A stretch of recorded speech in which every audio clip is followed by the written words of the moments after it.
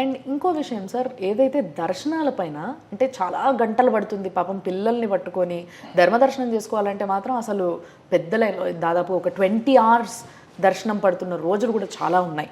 So దీనిపైన కూడా you made decision ఏఐని వాడుకుంటూ ఒక 2 నుంచి 3 గంటల్లో దర్శనం అయిపోవాలి అనేది. ఇది ఎట్లా సార్, ఎట్లా జరుగుతుంది అంటారు? ఇది మీరు అన్నారు 20 గంటలు కాదు, 30 గంటలు ఉన్న రోజులు కూడా ఉన్నాయి. ఒక వ్యక్తిని 30 గంటలు బయటికి రానియకుండా ఇంకా లోపల పోనీయకుండా వాళ్ళని ఆ రూమ్లో పెట్టి లాక్ చేసే రైట్ మనకి లేదు. నా పర్సనల్ కదంటే అది మానవ హక్కుల ఉల్లంఘన అవుతుంది. సో అందుకని నేను దాని మీద బాగా ఎక్సర్సైజ్ చేసి నిన్న బోర్డులో ప్రజెంటేషన్ ఇచ్చాను నేను.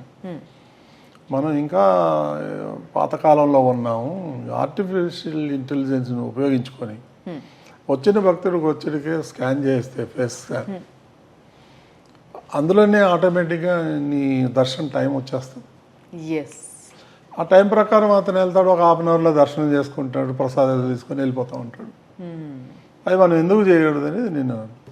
సో ఆల్రెడీ కొన్ని మల్టీనేషనల్ కంపెనీస్తో సంప్రదిస్తున్నాము. వాళ్ళ నాలెడ్జ్ తీసుకొని వాళ్ళ టెక్నాలజీ వాడుకొని వాళ్ళతో మాట్లాడి అతి త్వరలో చేద్దామనేది మా ఉద్దేశం.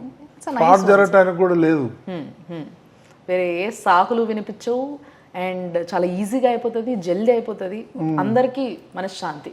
ఒక 10 hours ఉందనుకోండి వెయిటింగ్ పీరియడ్, వాళ్ళు పక్క సరౌండింగ్లో ఉన్న టెంపుల్స్కి వెళ్తారు, ఎక్కడో ఉంటారు, షాపింగ్లు చేసుకుంటారు, ఆ టైంకి వస్తారు, దర్శనం చేసుకుని వెళ్ళిపోతారు. అసలు ఏం చేయకుండా తిరుమల కొండ పైన తిరుగుమన్నా కూడా హాయిగా తిరుగుతారు, రూమ్లో పెట్టి లాక్ చేయకుండా. Absolutely right, correct decision sir ఇది కూడా. అండ్